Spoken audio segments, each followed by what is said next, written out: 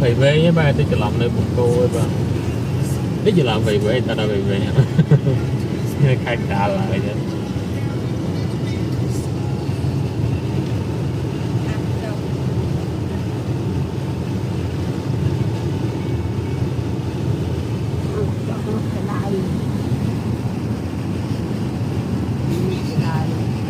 phải cái này lừa cái nhà tục ngoặt thì thấy in nhà cho vài ngoặt là nhà thật in mẹ lấy phiếu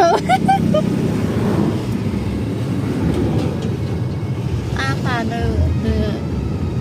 nào thôi cái áp à màu chơi mà cái đây một câu